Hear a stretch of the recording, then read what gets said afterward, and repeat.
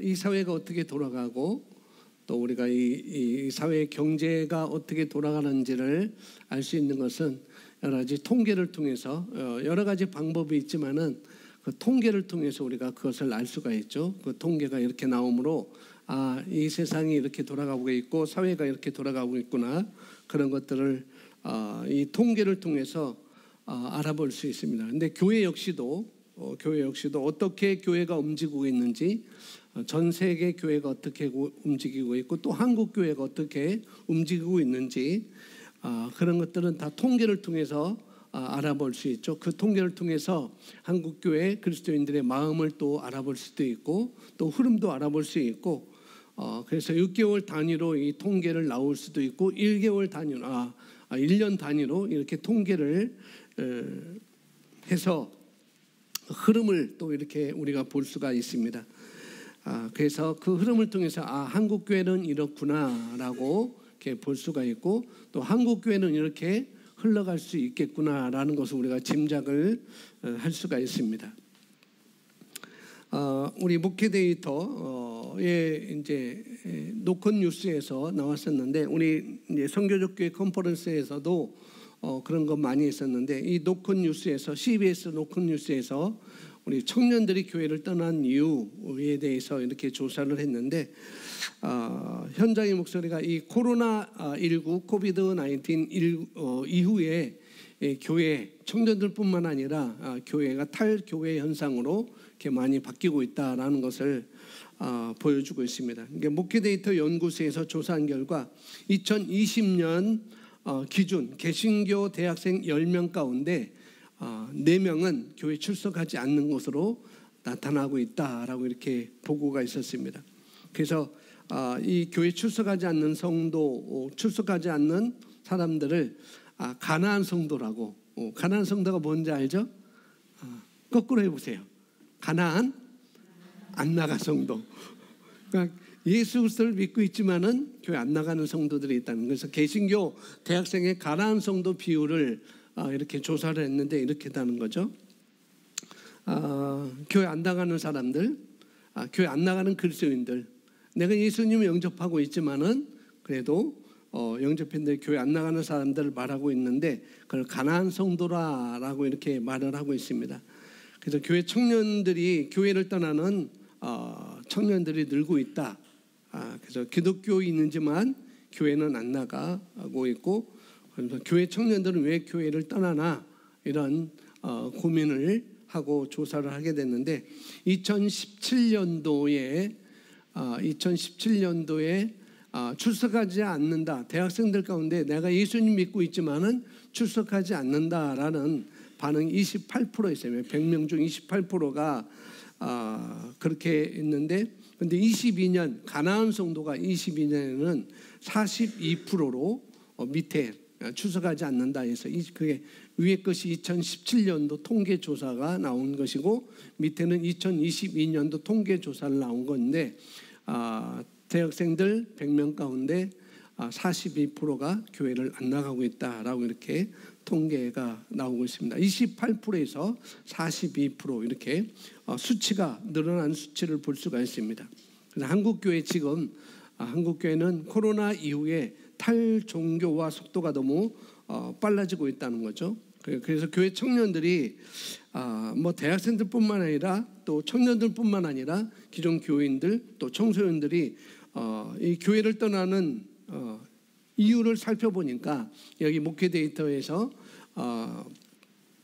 조사를 해보니까 제가 PPT를 준비했는데 제가 전달을 못했습니다. 교수님들이 토론한 거예요.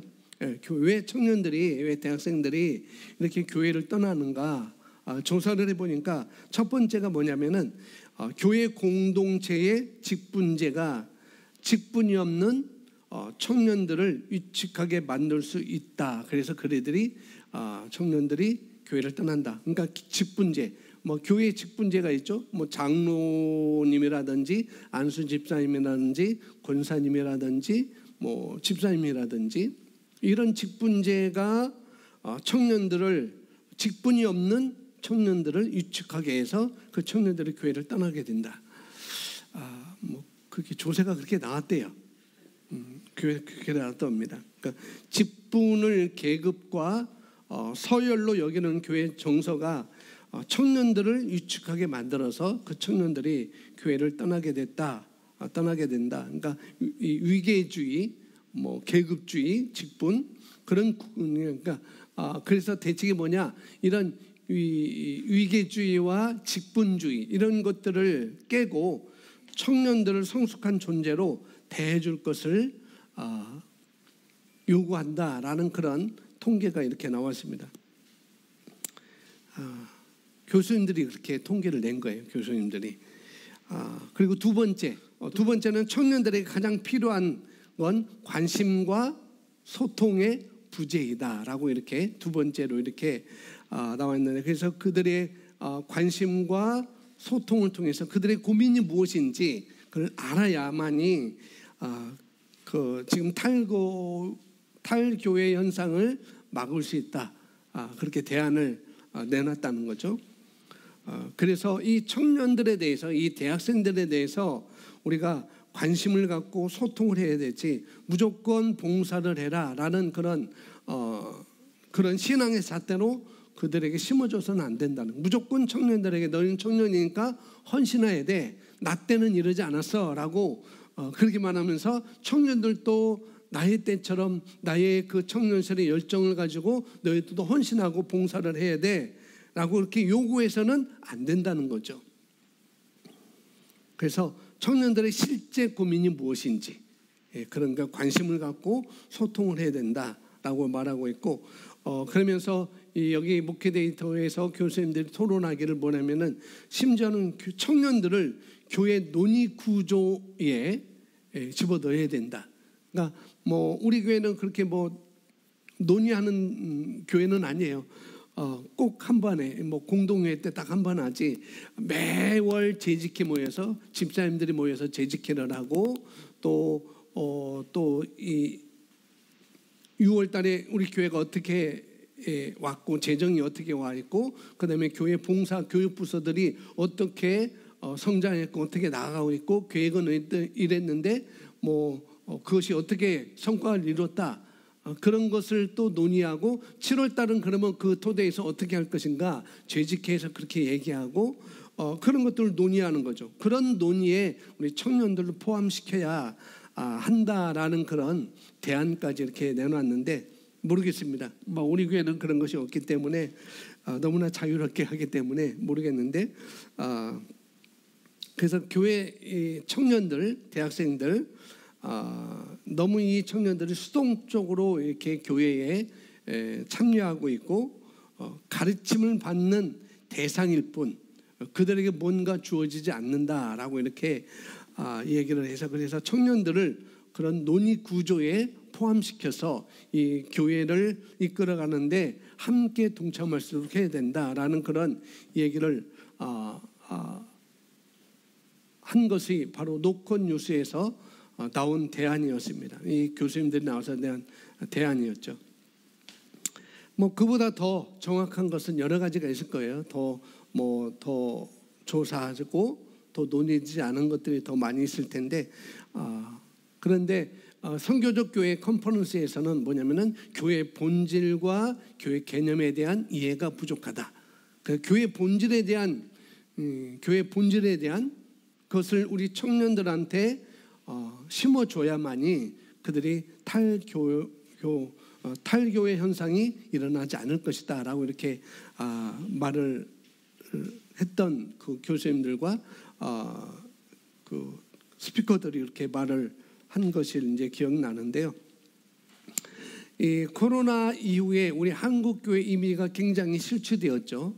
물론 그것은 언론의 효과가 있었지만 그 언론의 효과로 이 한국 교회에 대한 그 신뢰도가 굉장히 안 좋아졌습니다. 신뢰도도 떨어지고 지금 안 믿는 사람들, 넌 크리스천들이 100명 중 92명이 기독교를 싫어한대요. 비그리스도인들이 100명 가운데 92명이 기독교를 싫어한답니다. 신뢰를 안 하죠. 그러니까 이 정도로 우리 기독교가 지탄을 받고 있는 현 시대를 우리가 살아가고 있습니다. 그런데 1919년 3.1운동 시절에 3.1운동의 그 33인 민족 대표 중에서 개신교인이 16명이나 됐습니다. 그 당시 기독교의 분포도는 2% 내지 3%였어요.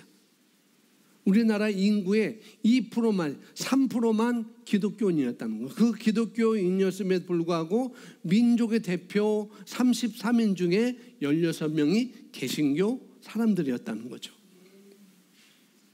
왜 그랬을까? 그 당시 기독교가 이 사회를 주도했어요. 기독교가 그 당시 사회의 가치관을 주도했습니다. 사회도 주도했고 가치관도 주도했고 여러 그런 시대였어요. 그 당시 기독교 인구가 2% 내지 3%밖에 되지 않았지만 그런데 지금 현재 기독교는 계속 실추되고 있다는 거죠. 기독교인들이 자꾸 떨어지고 있습니다. 그럼에도 불구하고 천주교, 불교, 기독교 그럼에도 불구하고 전체 종교 인구는 다 줄고 있대요. 불교는 심지어 더 줄고 있다고 합니다. 그래서 30년 후에는 불교도 이제는 사라지지 않을까. 왜? 밑에 청년층들이 많이 없기 때문에 그런 통계가 있다고 이렇게 얘기를 선교적 교회 컨퍼런스에서 이렇게 얘기하는 걸 들었습니다. 그러면서 전체 종교 인구는 줄지만 개신교가 모든 종교 중에 주도적인 종교 역할을 할 것이다. 왜? 줄고 있지만 그러나 다른 종교보다도 그 탈교 현상이 덜하기 때문에. 그래서 이 교회가 우리 개신교가 우리 교회가 정말 그 망하면 우리 그리스도인들이 자칫하면 이 사회가 더 망할 수가 있다는 거죠. 우리가 부패하면 한국 사회가 정말 더 부패로 돌아갈 수밖에 없다. 그래서 우리 그리스도인들이 우리 길을 잘 가야만이 내가 그리스도인으로서 내가 사회에서 어떻게 살아갈지 잘 가야만이 우리 사회가 망하지 않고 우리가 정신을 잘 지켜야만이 우리 가치관을 잘 지켜야만이 대한민국이라는 사회가 그래도 버틸 수 있다라고 이렇게 말들을 하고 있습니다. 지금 전 세계가 물론 전 세계뿐만 아니라 그리고 한국 교회가 위기 가운데 있어요. 다 그렇게 말합니다. 왜? 많은 젊은이들이 교회를 가고 싶어하지 않기 때문에 청소년들도 교회를 가고 싶어하지 않고 그리고 한국에서 젊은이들 사망률 1위가 바로 자살이라는 거예요. 젊은이 청소년들뿐만 아니라 이제 청년들이 젊은이들 사망률 1위는 자살로 한국이라는 거죠. 그리고 전 세계를 비롯해서 한국에서 이 펜다닉 지금 마약에 대해 굉장히 많이 늘어나고 있죠. 이 펜다닉 마약 이것이 굉장히 많이 복용률이 많이 늘어나고 있습니다. 그래서 사용률이 급증하고 있다는 거죠. 이 펜타닉이라는 이 마약은요 지금 전 세계에 유행하고 있는데 아주 인류 역사상 가장 중독성이 아주 강하고 끔찍한 마약으로 이렇게 지금 분류를 하고 있습니다. 예전과 다르게 2, 3년 전과 다르게 우리나라에서 지금 뉴스에서 나오는 것도 마약 이야기가 굉장히 많이 나오죠. 그래서 현 정부에서는 마약과의 전쟁 그렇게 선포도 하게 됐는데 그만큼 마약 사용률이 그만큼 많아지고 있다는 거예요. 심지어 우리 중고등학생들에게도 이 사용률이 많아지고 있다는 거예요. 엄청나게. 성인보다도 이 중고생들 그다음에 청년 대학생들에게 이 사용들이 많아지고 있다는 거죠. 그래서 이 사회 문제에 대해서 사회 정의 문제에 대해서 그렇게 말하고 있지만은 그러나 교회는 그걸 어떻게 다루어야 되느냐 이런 문제를 교회는 어떻게 다루어야 되느냐 그걸 또 모르고 있다는 거죠. 많은 젊은이들이 청소년들이 교회에 가고 싶어하지 않아요. 그리고 그들이 설교도 지금은 가나안 성도 그들이 교회는 가고 싶지 않지만은 들어도 어떻게 해요? 온라인을 켜서 설교를 골라서 듣는 유명한 교회의 목사님들의 설교를 골라서 듣는 그런 시대가 되었다는 거죠. 그럼 우리는 어떻게 해야 되는가?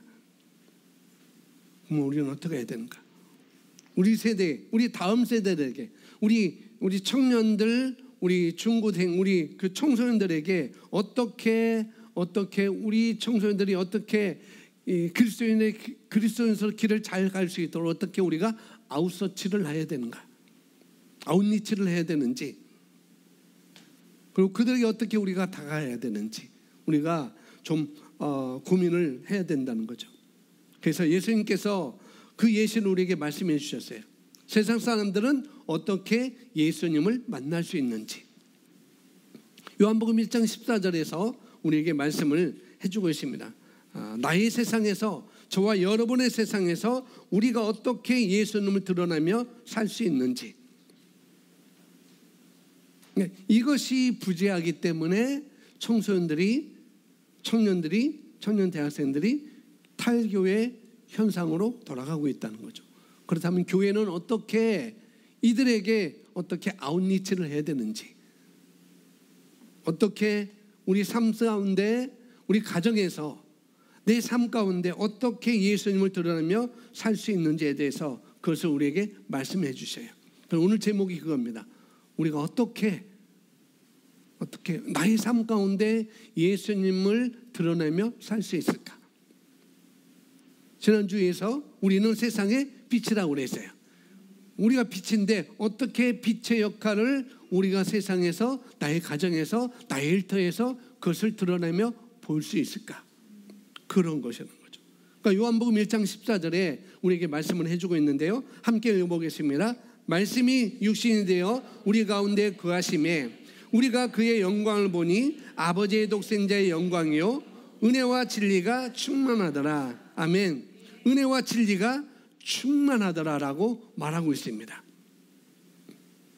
은혜도 충만하고 진리도 충만해요. 부족한 것이 없다는 거죠. 지금 여기서 우리에게 뭘 말씀해 주고 계시는가? 이 말씀, 이 하나님의 말씀, 이 복음, 이 글자 자체로는 충분하지 않다는 거예요. 그래서 어떻게 했어요?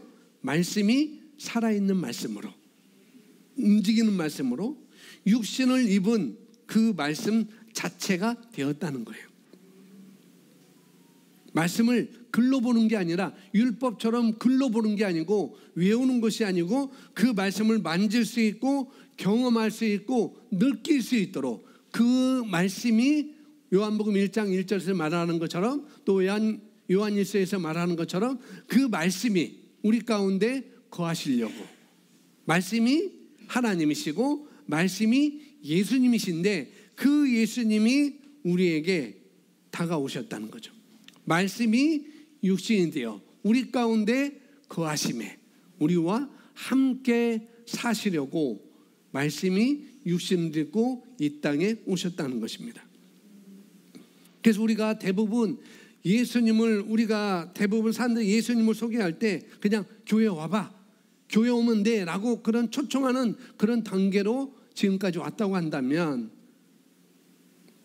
왜요? 교회 와서 설교를 들으면 예수님을, 하나님을 알 수 있기 때문에 그렇게 해왔어요. 그러나 그것으로 충분하지 않다는 거예요. 믿지 않는 사람들은 이런 데 오기가 굉장히 힘들어요. 교회 문턱 넘기가 굉장히 힘듭니다. 커다란 장벽 같아요. 내 모든 걸 다 포기를 해야 될 것으로 그렇게 알고 있어요. 교회 가면 나의 즐거움, 나의 쾌락, 나의 재미, 내가 가고 싶은 곳 다 못 가고 주일날은 꼭 교회 가야 된다. 그래서 교회 안 가면 저주를 받아서 하나님께서 다리 몽둥이 부러뜨린다 라는 그런 인식 가운데 있기 때문에 자기가 가지고 있는 것을 다 버릴 수가 없어요. 그래서 교회를 오기가 굉장히 꺼려하는 것이죠. 그래서 교회 가면은 행복이 있고 교회 가면 즐거움이 있고, 그런데 그거 말고도, 교회 말고도 그들의 재미와 즐거움을 찾을 수 있는 것이 굉장히 많거든요. 지금은 우리가 그들을, 세상에 있는 사람들을 교회로 초청할 때 그런 방식으로는 힘들다는 거예요. 그럼 믿지 않는 사람들을 우리가 구원해야 되는데, 믿지 않는 사람 우리가 영혼 구원해야 되는데, 그러면 교회 주일 예배도 초청 못하고 그들이 어떻게 예수님을 만날 수 있을까? 그것은 다른 게 없습니다. 너희는 가라. 저와 여러분을 통해서 하나님을 만날 수가 있는 것입니다. 아멘. 우리를 통해서 하나님을 만나는 거예요. 꼭 교회에 와서 하나님을 만나는 게 아니라 나의 삶 가운데, 여러분의 일터 가운데 여러분을 통해서 하나님을 만날 수 있는 거예요. 우리가 살아있는 말씀이 되는 것이죠. 말씀이 육신이 되어 우리 가운데 오셨다고 그랬어요. 우리도 똑같이 그 말씀을 가지고 우리 삶 가운데, 현장 가운데 가면은 그들이 우리를 보고 하나님을 만나는 것이고 예수님을 만나는 것입니다. 아멘. 그래서 우리가 세상에 살아있는 교회가 되면 되는 것입니다. 우리가 교회로서, 우리가 유기적인 교회로서, 우리가 오가닉 처치로서, 우리가 살아있는 교회로서 우리가 나아갈 때 그 사람들을 교회로 초청할 필요 없이 우리들이 세상에 살아있는 교회가 되면 그들은 하나님을 만날 수가 있습니다. 아멘. 마치 바울처럼, 마치 디모데처럼, 갈렙처럼, 요셉처럼, 여호수아처럼 그 세상에 우리가 살아있는 존재로서 교회로서 살면은 그들이 바로 하나님을 만날 수가 있는 것이죠. 그래서 우리 미라클 틴즈, 미라클 차일드 한 사람을 키우는 게 굉장히 중요합니다. 여호수아, 갈렙, 디모데 그렇게처럼 한 사람을 키우는 게 굉장히 중요해요. 어떻게? 기독교적인 세계관을 가진 사람들, 성경적인 세계관과 성경적인 가치관을 가진 그런 무장된 그런 초등학생들, 그런 중학생들, 그런 고등학생, 대학생, 청년들 한 사람을 세우는 것, 이것이 굉장히 중요한 것입니다. 살아있는 교회로 세우는 거예요. 아멘. 그러면 그들이 초등학교에서, 중학교에서, 고등학교에서, 대학교에서, 청년들 일터에서 그들이 이 가치관을 가지고 산다면은 그들을 보고 예수님을 다시 찾아올 수 있는, 예수님을 다시 영접할 수 있는 그런 교회로 되는 것이죠. 창세기에서 우리들을 뭐라고 말하는가? 사람은 하나님의 형상대로 창조되었다라고 말하고 있습니다. 1장 26절 27절 우리가 잘 아는 말씀인데요, 우리 함께 읽어보겠습니다. 시작.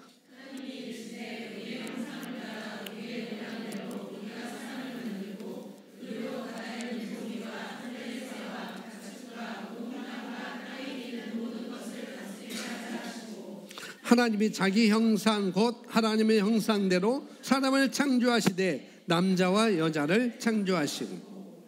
예, 너무나 잘 아는 말씀. 저와 여러분들은 하나님의 형상대로 창조되었다라고 말하고 있습니다. 그러니까 하나님의 형상이라는 이 히브리어 원어는 형상이라는 째렘이라는 그런 단어예요. 째렘. 그런 단어인데 영어로는 우리가 잘 알고 있듯이 이미지라는 단어가 바로 형상이라는 것이죠. 우리가 하나님의 형상을 나타내는 자라고 말하고 있습니다. 이런 외모로 나타내는 게 아니에요. 우리 외모로 나타내는 게 아니라, 왜냐하면 하나님은 어떤 인간의 형태로 그 하나님을 다 담을 수 없는 존재이기 때문에 그런 것입니다. 하나님은 하나의 틀 안에 다 담을 수 있는 그런 분이 아니에요. 그걸 훨씬 뛰어넘어서는 그런 분이십니다.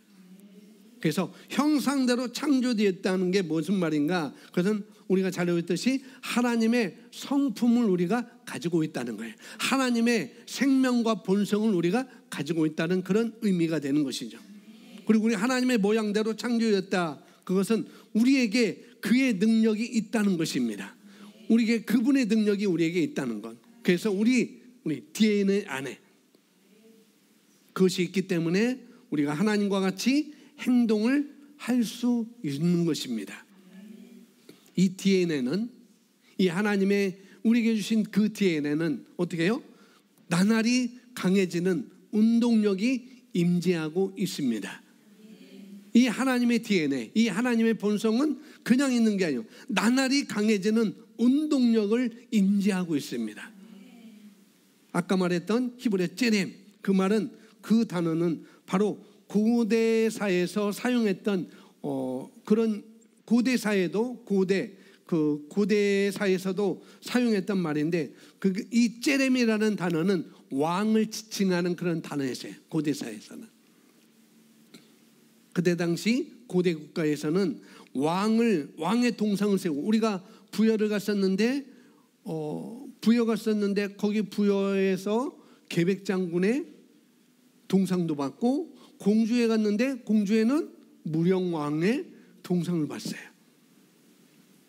근데 그냥 우리나라는 그냥 그 왕을 기리는 거 그랬지만은 그 당시 이 백제의 그 무령왕의 동상을 세웠다면은 이 지금 무령왕이 이곳에 통치하고 있다라는 그런 의미가 있는 것이죠.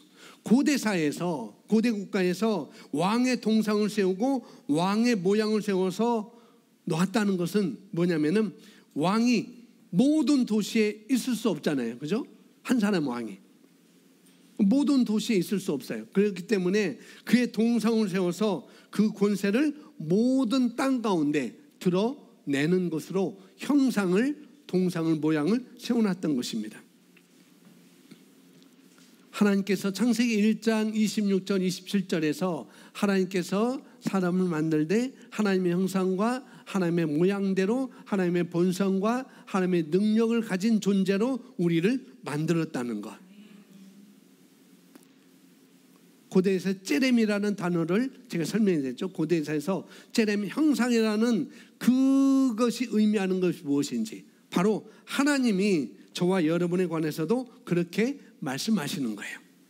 우리가 가는 곳에 하나님의 형상을 가지고 있는 우리가, 하나님의 모양을 가지고 있는 우리가 있는 곳에 바로 하나님의 다스리는 그런 존재로서 우리를 세워가고 있다는 것입니다.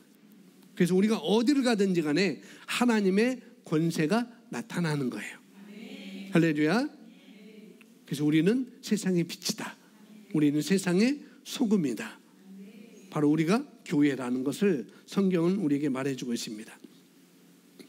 여기 말하고 있네요. 우리가 가는 곳마다 하나님의 신령한 능력을 가지고 가는 것입니다. 왜? 우리는 하나님의 형상과 모양대로 창조되었기 때문에, 우리는 새로운 피조물이기 때문에 우리가 가는 곳마다 하나님의 신령한 능력을 가지고 가는 것입니다. 하나님이 육신을 입은 인간이 되셨습니다. 그 목적은 세상이 하나님을 경험할 수 있게 하기 위한 것이었습니다. 하나님은 그의 초자연적인 능력이 사람들의 눈에 보여지길 원했고, 사람들이 느낄 수 있기를 원하셨습니다. 예, 하나님께서 왜 육신을 입고 이 땅에 오셨는가? 그것을 말해주고 있어요.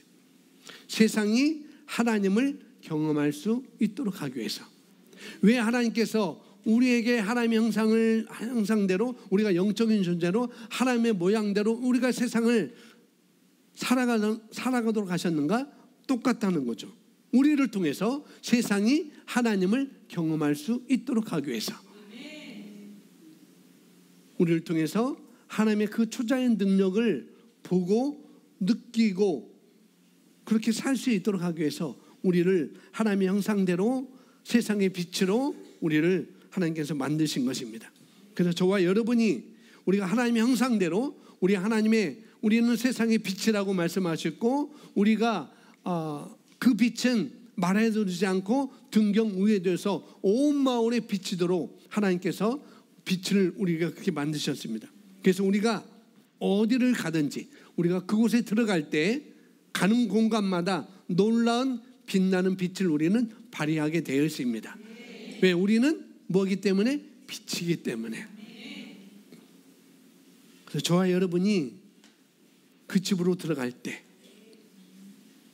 그 사람을 만나러 갈 때 놀라운 빛나는 빛을 우리가 가지고 가는 것입니다. 여러분, 그것을 진짜 믿으세요. 아멘. 내가 빛나지 않아도 내가 빛나는 것 같지 않아도 내 육신은, 내 혼은 그래도 나는 그런 존재라는 것을 진짜 믿으세요. 그래서 여러분이 그 집안에 있다는 이유, 그 하나만으로도 문자 그대로 그곳에 변화가 있다는 것입니다. 우리는 그런 존재예요. 우리는 그런 존재. 그 집안에 우울한 분위기가 있을 때 여러분이 기쁨을 가져올 수 있습니다. 우울증에 걸린 사람들에게 여러분이 소망을 줄 수 있어요. 아멘.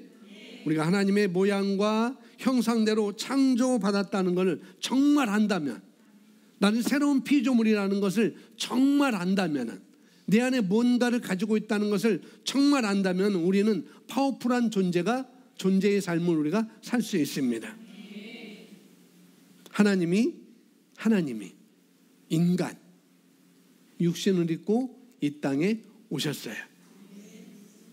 하나님은 예수님을 육신을 입은 인간이 되셨습니다. 왜? 하나님을 보여주기 위해서, 하나님을 경험할 수 있도록 하기 위해서. 그런데 그 목적이 뭐예요? 세상이 하나님을 경험할 수 있게 하기 위한 것이었습니다. 하나님은 그의 초자연적 능력이 사람들의 눈에 보여지기를 원했고 사람들이 느낄 수 있기를 원하셨다는 거예요. 그래서 그분이 그대로 계실 수 있지만은 육신을 입고 우리 가운데 거하시게 된 것입니다. 아멘. 그냥 주일 예배만이 아니라, 셀 모임만이 아니라, 직장에 갔을 때, 아니면 시장에 갔을 때, 아니면 마트에 갔을 때, 아니면 기름을 넣으러 주유를 갈 때, 아니면 우리가 모든 삶 가운데 모든 순간이 우리가 파워풀하고 신령한 능력이 순간이 나타날 수 있도록 하나님은 그런 존재로 우리를 만드셨습니다. 우리는 하나님의 능력을 운반하는 그런 존재들입니다. 지난주 말씀했죠. 우리 교회 사명선언문, 우리는 정확한 말씀과 성령의 운반자가 되어서 한 번에 한 사람씩 변화시켜서 각 분야에, 세상의 각 분야에 그리스도의 일꾼이 군대로 세운다라는 그런 사명선언문이 있어요. 우리는 바로 그런 운반자입니다. 정확한 말씀을 가지고 가는 운반자이고 성령의 운반자로서 우리가 이 땅에 살아가고 있다는 것. 그러니까 우리는 살아있는 트랜스포머예요. 아멘. 우리는 그런 존재입니다. 그래서 여러분들이 살아있는 말씀으로 살아가기를 기다리는 세상이 있습니다. 아멘. 우리들 안에서 하나님을 볼 수 있도록, 내 안에서 하나님을 볼 수 있도록 여러분의 그 역할은 그들에게 교회를 소개하러 가는 게 아니에요. 우리의 역할은 그들을 사랑하는 것입니다. 아멘. 요한복음 1장 14절에 뭐라고 하셨는지, 말씀이 육신이 되어 우리 가운데 거하심에, 오늘 성경에는 우리를 그분의 스케노, 헬라어로 스케노, 집으로 삼으셨다는 거예요. 우리를 천막으로 집으로 삼으셨다라고 말하고 있습니다. 말씀이 육신이 되어 우리 가운데 거하심에를 헬라어로는 스케노라는 그런 단어를 쓰고 있는데, 그건 바로 우리를 그분의 집으로, 천막으로 삼으셨다는 그런 의미가 있습니다. 그래서 여기 보시면 당신이 살아있는 말씀으로 살아가기를 기다리는 세상이 있습니다. 이 세상 가운데 예수님이 당신 안에 살아계셔서 이분이 걸어 다니는 것 같은 그러한 육신으로 당신이 어떻게 살아갑니까? 그래서 요한복음 1장 14절, 우리는 그분의 집으로 삼으셨다는 거예요. 그래서 첫 번째 뭐예요? 우리가 뭐 해야 돼요? 집이라는 존재를 우리가 인식해야 돼요. 우리는 홈이라는, 집이라는, 우리는 집이 되어야 됩니다. 예수님께서 말씀하셨어요. 마태복음 11장 28절에 수고하고 무거운 짐진 자들아 다 내게로 오라. 내가 너희를 뭐하리라? 쉬게 하리라. 내가 너희를 쉬게 하리라. 주님은 저와 여러분을 초청하실 때, 주님은 저와 여러분 부르실 때 뭘 주시려고? 쉼을 주시려고. 쉼을 주시려고 우리를 부르셨어요. 마태복음 11장 28절에서 나는 부르신 목적이 쉬라고 나는 불렀다는 것을 이 말씀을 통해서 우리가 알 수 있습니다. 쉼을 주시는 그분이 우리 안에 들어오셔서 말씀이 육신이 되어 우리 가운데 거하심에 우리에게 우리가 그분의 집을 우리를 그분의 집으로 삼으셨다는 거예요. 우리 안에 살아 계셔서 우리를 통해서 세상 사람들에게 쉴 곳, 집이 되기를 원하신다는 거예요. 똑같이 그분이 내게 오셔서 쉴 곳이 된 것처럼 우리도 그 사람들에게 쉴 곳으로 우리가 가야 된다는 것입니다. 아멘. 부담되는 것이 아니고 쉴 곳. 그래서 집은 어디예요? 사람이 쉴 수 있는 곳이잖아요. 집은 노동하는 곳이 아니잖아요. 그죠? 집은 일터가 아니에요. 집은 그냥 쉬는 곳입니다. 어저께도 부여 공주 갔다가 그냥 다 내던지고 8시부터 침대 가서 쉬었어요. 그냥 잤어요. 집은 그런 곳이에요. 여러분이 여행 가든지 뭐든지 다 던져버리고 여행 갔다 와서 다 던져버리고 그냥 쉬는 곳이 바로 집인 것입니다. 그죠? 거기서 또 일하는 분들도 있을 수 있지만 그냥 신발 거치장 옷을 다 벗어놓고 쉬는 곳이 바로 집이라는 거예요. 저는 집에 가면은 완전히 이 매치가 안 되는 옷을 입고 그냥 집에 활보하듯어요. 활보하고 다녀요.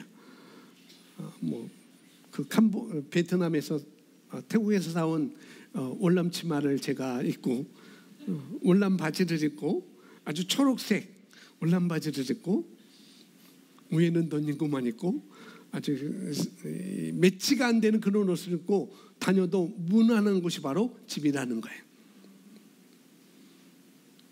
집에서 나오실 때 교회 올 때 여러분 다 화장하고 오셨죠? 집에 가면은 다 지워도 되는 곳이 바로 집인 곳입니다. 그게 집이에요. 쉬는 곳, 쉴 수 있는 곳. 머리를 아주 예쁘게 다 하고 오셨는데 집에 가면은 머리를 다 틀어지고 있어도 무방한 것이 바로 집인 것이죠. 내가 너희를 쉬게 하리라. 말씀이 육신이 되어 우리 가운데 거하심에 말씀이 우리 가운데 오셔서 우리를 집으로 삼으셨습니다. 아멘. 그래서 우리가 세상 사람들에게 뭐가 돼요? 쉴 곳이 돼야 돼요. 저와 여러분을 만나면 쉼이 돼야 된다는 거예요. 이 사람 만나면 정말 편안하구나. 이 사람 만나면 정말 내가 모든 짐이 다 내려지는구나. 이 사람과 얘기하면 이 사람이 믿는 예수님을 이 사람을 내가 만나면 정말 내가 왜 이렇게 편하지? 왜 이렇게 행복하지? 그런 쉼이 있는 곳이 바로 저와 여러분의 삶이라는 것입니다. 아멘. 근데 대부분 그리스도인들이 세상 안으로 우리가 가잖아요. 다 세상 안으로 가잖아요. 세상으로 가는데 세상 사람들이 우리를 집으로 여기고 싶지 않다는 거예요. 많은 그리스도인들에게. 왜냐하면 교회 다니는 사람들은 말과 행동이 다르기 때문에. 그래서 우리는 세상 사람들에게 삶에서 빛으로서 소금으로서 그런 변화된 모습을 우리가 보여줘야 할 역할이 있습니다. 아멘. 예수님에 관해서 우리가 얘기해 주는 것보다 주일 말씀을 들은 것 우리가 얘기해 주는 것보다 예수님을 내 삶 가운데 보여줘야 돼요. 내 일터에서 내가 만난 사람들에게. 그리고 예수님처럼 내 삶 가운데 살아가면 되는 것이죠.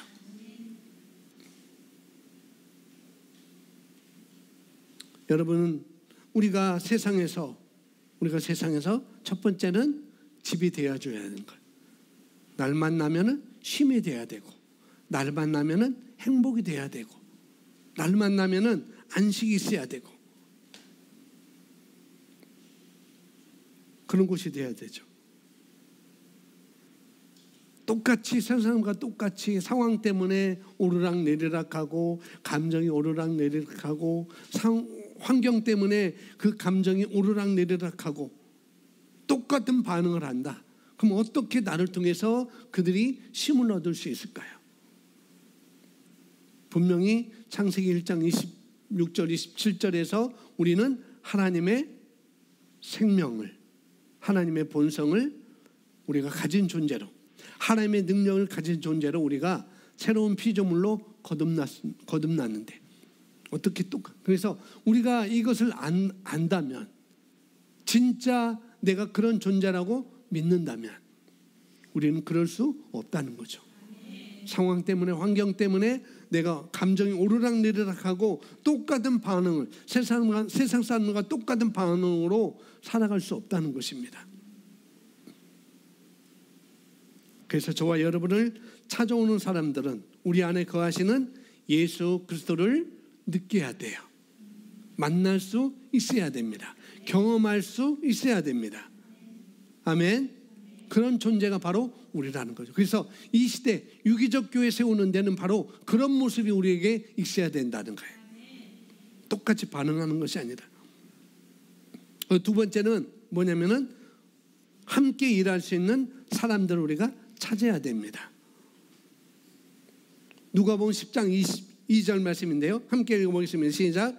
이 시대에 추수할 것은 많되 일꾼이 적으니 그러므로 추수하는 주인에게 청하여 추수할 일꾼들을 보내주소서 하라. 아멘. 예수 그리스도의 복음으로 해방시켜야 할 그런 사람들이 우리 주위에 가득합니다. 아멘. 아직도 왜? 100% 중 92%가 어떻게 해요? 기독교를 싫어하는 사람들이 많아요. 너무 많다는 거죠. 그래서 친구, 가족, 친척, 동역자, 이웃, 이들 모두에게 다 예수님이 지금도 필요합니다. 우리 주위에 예수님을 영접하지 않는 사람들 늘 가득하지만 우리가 그것을 느끼지 못한다. 내 주위의 친구, 내 주위의 이웃, 그들이 예수님이 필요하지만은 내가 그걸 느끼지 못해요. 그리고 내가 할 길만 가요.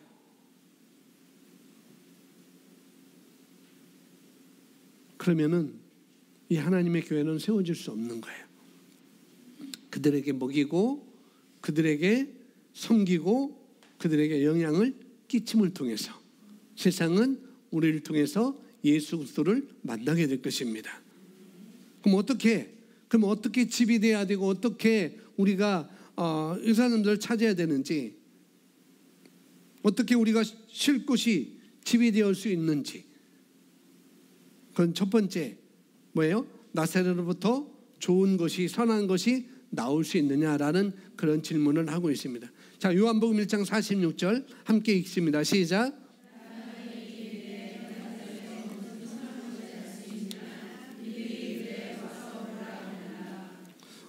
그들이 우리를 통해서 어떻게 집을 통해서 어떻게 안식을 얻고 또 어떻게 함께 갈 수 있는 그런 삶을 찾을 수 있는가? 그 방법은 뭐냐? 여기서 말하고 있습니다. 무슨 선한 것이 날 수 있느냐? 이 말이 무슨 말이냐면은 예수님이 빌립을 제자로 부르셔요. 빌립을 만나서 빌립을 예수님이 제자로 부릅니다. 이 빌립이 달려가서 나다나엘이라는 사람을 만나요. 그 사람 만나가지고 아마 같은 마을 사람이었던 가서 만나서 율법에 말하는 우리 조상들이 말했던 그 율법에서 말하는 메시아, 그 그리스도를 내가 만나서 함께 가보자 라고 말하니까 그 말에 대해서 지금 46절은 나다나엘이 그 말을 하는 거예요. 빌립이 예수님을 만났다고 하자, 메시아를 만났다고 하자, 우리의 구원자 만왕의 왕을 만났다고 말하자, 이 빌립에 대해서 빈정대는 투로 이 나다나엘이 말하는 거예요. 어떻게 나사렛에서 무슨 선한 것이 날 수 있겠느냐, 그렇게 말하는 거예요. 그 질문은 예수님에 관한 질문이었잖아요. 그죠? 빌립이 내가 예수를 만났어 라고 말하니까 나다나엘은 그렇게 말하는 거죠. 이 나사렛은 아주 뭐냐면은 아주 작은 마을이에요. 당시 예루살렘이 7만 인구였다고 하면은 이 나사렛은 500명뿐이 안 되는 아주 작은 마을이었습니다. 또 어떤 분들은 이 예수님 당시 나사렛에서 약 20가구, 30가구만이 없었을 것이다, 그렇게 얘기해요. 한 가정에 뭐 10명씩 뭐 그렇게 작은 마을이었다는 거죠. 전체 나사렛이 아니라 예수님이 나신 곳, 예수님이 가신 곳, 그렇게 작은 마을이었다는 거죠. 그리고 이 나사렛은 이방인들의 땅과 아주 가까운 곳이었어요. 그리고 이방인들이 자주 지나가는 그런 마을이었습니다. 그러다 보니까 이 유대인들이 그 나사렛을 어떻게 했는가, 경멸하고 조롱하는 그런 마을로 전락하게 된 거죠. 신약에서는 왜요? 사마리아를 아주 경멸하고 조롱하고 그랬잖아요. 상종도 안 하고. 그 유대인들이 그래서 선한 사마리아인 그 얘기가 나오잖아요. 그러니까 나사렛이 그런 마을이었어요. 아주 경멸하고 조롱하는 그런 대상의 마을이었습니다. 사람들에게 무시당하는 곳, 그게 나사렛이었어요. 그래서 나다나엘이 선한 것이 어떻게 나사렛에서 나올 수 있겠느냐라고 말하는 거죠. 조롱하고 경멸의 대상이었고 아주 작은 마을이었는데 아주 무시당하는 그런 마을이었어요. 여기서 어떻게 선한 것이 나올 수 있겠느냐라고 말하는 것이죠. 이 말은 뭐냐면은 이 데이브 기브스 목사님이 이 말씀을 어떻게 했냐면, 우리 인생의 삶을 살아갈 때 우리 인생사에서, 우리 일터에서, 우리가 하고 있는 지역에서 생각해 볼 때 가장 어두운 곳, 무시당하고 조롱당하고 경멸당하는 그런 사람들, 그런 곳. 이 나다나엘도 예수님이 거기서 예수님을 반다고 하니까 어떻게 거기서 선한 것이 날 수 있겠느냐라고 말하는 것처럼, 그렇게 무시당하는 그런 사람들, 어떻게 우리가 하나님의 집으로서, 예수 그리스도의 집으로서, 예수님이 거하는 집으로서 쉴 곳을 우리가 가야 되는가? 어떤 자에게? 무시당하는 사람들, 어둠에 있는 자들에게 우리가 찾아가야 된다는 거예요. 여기서 그렇게 말을 하고 있어요. 누구도 섬겨주고 싶어하지 않는 사람들이 누군가. 나사렛은 누구도 인정하지 않는 마을이었어요. 선한 것이 어떻게 여기서 나겠느냐? 아주 경멸하고 조롱하는 마을이 나사렛이었다는 거죠. 거기서 예수님이 났습니다. 마치 내 삶 가운데 우리가 만나는 사람들에게 아주 어려운 사람, 무시당하는 사람, 아무도 만나주지 않는 사람, 저 사람 누가 만나줄까? 그런 사람들 우리가 찾아가서 우리가 섬기고, 우리가 먹이고, 우리가 영향력을 끼치는 것입니다. 그럴 때 그곳에 바로 교회가 세워지는 거예요. 예수님은 그들에게 갔어요. 예수님은 질병이 있는 사람들에게 찾아가셨고, 문제가 있는 사람들에게 찾아갔고, 무시당하는 사람들에게 찾아갔고, 세리를 찾아갔고, 혈류병 아닌을 찾아갔고, 뭐 자기가 찾아온 거지만은 예수님은 그런 자를 많이 물론 부자도 많이 찾아갔죠. 세리 마태도 찾아가고, 삭개오도 찾아가고, 아무도 거들떠보지 않는 사람들, 무시하는 사람들, 그곳에 찾으신 분이 바로 예수님이세요. 바로 우리가 그런 자를 찾아 나서야 된다는 거죠. 아멘. 두 번째 질문은 나의 고통이 무엇인가? 나의 고통이 무엇인가? 이건 뭐냐면은 우리의 고통을 통해서 우리의 고통, 내가 당한 그 고통, 내가 맞닥뜨린 그 고통을 통해서 메시지로, 그 고통의 메시지로 삶의 목적으로 이끌어 준다는 거예요. 그래서 시편의 119편인가요? 118편인가요? 거기도 그렇고 고린도후서 12장에도 사도 바울이 말씀합니다.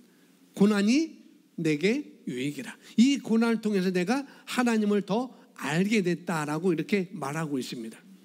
뭐냐면은 우리 삶에, 내 삶에 왜 이런 고통이 있지? 그런 것이 있을 수 있을 거예요, 분명히. 그러나 그 고통을 가지고, 그 고통만 우리가 집중하는 거예요. 이 고통을 가지고 사람들에게, 우리에게 연결시키고 싶은 것이 있다는 거죠. 나의 그 문제를 가지고 다른 사람들을 만나게 할 수 있는 연결고리가 된다는 거예요. 내가 예전에 이런 아픔이 있었는데, 내가 이전에 이런 상처가 있었는데, 그 상처를 가지고 똑같은 상처를 가진 사람을 내가 만나서 나는 이 상처를 어떻게 이겼는지, 내가 이 상처를 가지고 어떻게 벗어났는지, 그것을 내가 그 사람들에게 말해주는 거죠. 그래서 나 고통이 다른 사람들과 연결고리가 될 수 있다는 거예요. 나의 경험이. 아파하는 고통 가운데 있는 사람들에게 내 아픔이, 내 경험이 서로 연결이 될 수 있다는 것입니다. 그래서 내 손에 있는 것이 무엇인가? 하나님께서는 우리의 일터에서 내가 만나는 사람의 필요를 채울 수 있는 모든 것들을 우리 손에 다 이미 주셨어요. 그것이 내 아픔일 수 있고, 그것이 내 어떤 경험일 수도 있고, 그것이 내 어떤 재능일 수도 있고, 모든 것이 다 될 수 있어요. 그걸 가지고 내가 사람들을 만날 수 있고, 그걸 가지고 내가 사람들을 만나서 그들을 세울 수 있고, 그들을 섬길 수 있고, 그들을 먹일 수 있고, 영향을 끼치는 그런 존재로 우리가 살아갈 수 있다는 것입니다. 그리고 그런 고통을 우리가 함께 나누어서 정말 이 사람도 그 고통에서 나올 수 있도록 우리가 그런 역할을 우리가 하는 것입니다. 세 번째는 우리가 마지막으로 사랑을 줘야 됩니다. 뭘 줘야 된다고요? 사랑을 줘야 돼요. 먹을 것도 주고 다 줘야 되지만은 가장 중요한 사랑을 줘야 돼요. 어떤 사랑일까? 요한복음 8장에서 말하고 있는 사랑입니다. 자, 8장 11절만 제가 적어놨는데요. 함께 읽어보겠습니다. 시작. 대답하되 주여 없나이다. 예수께서 이르시되 나도 너를 정죄하지 아니하노니. 네, 요한복음 8장 1절부터 21절은 이 가늠한 여인에 대한 이야기가 나오는데요. 8장 4절에 보면 이 여인이 가늠하는 현장에서 잡혔어요. 현장에서 잡혔어요. 여러분 뉴스에서 그런 그 성범의 장소 뉴스에서 이렇게 나오잖아요. 그들이 뉴스에서 나오는데 그들이 옷도 못 입은 채 다 카메라에 찍히고 그러잖아요. 이 여인도 그렇다는 거죠. 가늠하는 그 현장에서 잡혔고, 여인 옷도 제대로 입지 못하고 끌려 나왔을 거예요. 성경에 보면은 4절에 가늠하는 중에 잡혔다고 이렇게 말하고 있습니다. 얼마나 수치스러운 순간이었겠어요, 이 여인에게. 서기관들, 바리새인들, 어른부터 아이들까지 많은 사람들이 다 둘러싸서 이제는 돌로 치려오고 있습니다. 왜? 율법에는 가늠한 사람이 현장에서 잡히면은 돌로 쳐 죽이는 그런 법이 있었어요. 죽여도 무방했습니다. 근데 돌로 치라 했는데 그 돌은 그냥 조그만 조약돌이 아니에요. 예쁜 조약돌이 아닙니다.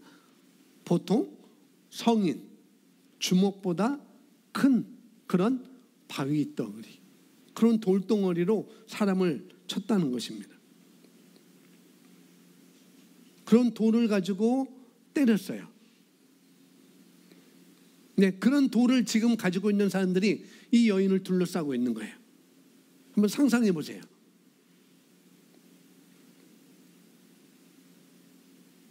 이 여인은 첫 번째 굉장히 수치스러운 그런 현장에서 잡혔습니다. 두 번째, 옷도 제대로 못 입었을 거예요. 세 번째, 모든 남성들의 다 둘러싸여 있습니다. 어른부터 아이들까지. 그리고 어떻게 해요? 죽이려고 해요. 돌로 쳐서 죽이려고 해요. 그때 예수님이 나타나죠. 이미 예수님이 있는데 끌고 왔지만은 예수님이 말합니다. 많은 사람들 가운데, 그 무리들 가운데 예수님이 서서, 그리고 그 여성분 앞에 서서 예수님이 말합니다. 성경에 보면은 2번 예수님이 땅에 손가락으로 뭔가를 쓰셨다고 말합니다. 첫 번째 예수님이 첫 번째 손가락으로 땅에 뭔가를 쓰시고 일어서서 너희 중에 죄가 없는 자 중에 죄가 없는 자가 먼저 돌을 들어서 쳐라라고 말하고 있습니다. 그 말씀하신 다음에 2번째 이제 땅에 또 어떤 글을 쓰셨어요. 손가락으로 뭔가를 썼습니다. 근데 성경은 뭘 쓰셨는지를 말씀해 주지 않아요. 너희 중에 죄 없는 자가 먼저 돌을 들어 쳐라라고 첫 번째 말씀하시고 2번째 썼는데, 그런데 2번째 쓰고 일어나자 사람들이 그 모여있던 그 여인을 둘러싸고 있던 돌을 쳐 죽이려고 했던 사람들이 다 양심의 가책을 얻어서 어떻게 해요? 다 어른부터 시작해서 젊은이까지 하나씩 다 떠나갔다라고 성경은 말하고 있습니다. 그러면서 예수님이 누가 너희를 정죄하느냐? 너를 정죄한 들이 있느냐? 이 여인이 없습니다. 그 말하자 예수님 뭐라고 해요? 나도 너를 정죄하지 않는다. 그리고 편히 가라. 더 이상 이 죄를 짓지 말라라고 말합니다. 바로 예수님의 사랑이라는 거죠. 사랑. 우리가 이 하나님의 사랑에 대해서 말로 하는 건 쉬워요. 그죠? 그리고 살아있는 말씀으로 우리가 살아있는 것은, 살아가는 것은, 그런데 말로 하는 것은 쉽은데 살아있는 그 하나님의 말씀으로 살아가는 것은 그렇게 쉽지가 않아요. 사랑하라고 말했는데 내가 그 말씀을 가지고 살아가는 것은 그렇게 쉽지가 않다는 거죠. 교회 한번 나와라 라고 말하는 것은 쉽죠. 근데 우리가 가는 곳마다 이 예수님의 사랑을 가지고 가는 것은 그렇게 쉽지가 않습니다. 왜? 나를 욕할 수도 있고 나를 냉대할 수도 있고 그러잖아요. 우리가 가는 곳마다 이 사랑을 가지고 가는 것은 그렇게 쉽지가 않을 것입니다. 그런데 여러분 셀이 우리 시흥복된 교회가 계속 성장하고 싶다고 하면 우리는 이 사랑을 가지고 가야 됩니다. 아멘. 계속해서 말씀이 육신이 되어 우리 가운데 거하셨어요. 이제는 우리가 어떻게 해요? 육신을 입어서 서 있어야 돼요. 예수님이 우리 가운데 육신을 입고 오셨듯이 우리가 현장에서 이제는 말씀을 가지고 서 있어야 된다는 거예요. 어떤 말씀으로? 사랑의 말씀을 가지고 우리는 서 있어야 됩니다. 그리고 함께 일할 수 있는 사람을 계속 우리는 세워야 됩니다. 그러면은 관심 받지 못하는 사람들, 어두운 곳에 있는 사람들, 정말 문제가 있는 사람들에게 우리가 손이 되어줘야 돼요. 아멘. 그러면 내가 아픔 속에 있을 때, 내가 유익 가운데 있을 때 어떻게 내가 거기서 벗어났는지, 어떻게 이 문제를 내가 해결했는지 그 가운데 내가 만난 주님을 얘기해 주시면 그들도 살아날 수 있습니다. 아멘. 우리의 판단으로 그들이 아무리 정죄받을 만한 일을 했을지라도 뭘 줄 때? 예수 그리스도의 사랑을 줄 때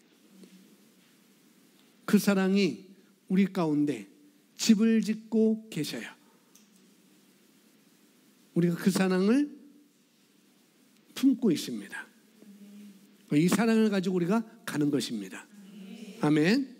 그 사랑을 줄 때 그들은 저와 여러분의 모습을 통해서 예수님이 드러나게 될 것입니다. 아멘. 바로 이것이 유기적 교회 세우는데 기본이 되는 것입니다. 작은 나사렛 마을, 무시당하는 마을, 조롱하고 경멸하는 마을, 그 마을이 사람으로 우리가 생각할 수 있겠죠. 무시당하는 사람, 아무도 거들떠보지 않는 사람. 시흥에, 신촌동에, 대야동에, 은행동에 수많은 교회가 있지만 서로 데려가려고 하는 사람이 아니라 서로 좀 꺼려하는 사람, 그 사람들을 위해 사랑을 가지고 가는 거예요. 이 요한복음 8장 이 1절부터 11절 내용이 바로 그것입니다. 우리는 이 사랑을 가지고 가는 것입니다. 아멘. 우리는 사랑의 대사입니다. 우리 고백합니다. 나는 사랑의 대사입니다. 나 있는 곳에, 내가 있는 곳에, 내가 일어난 곳에, 내가 만나는 사람에게 이 사랑을 가지고 갑니다. 아멘. 그가 어느 누구였던지 이 사랑을 여러분 마음속에 기억하시고 나가시면 되겠습니다.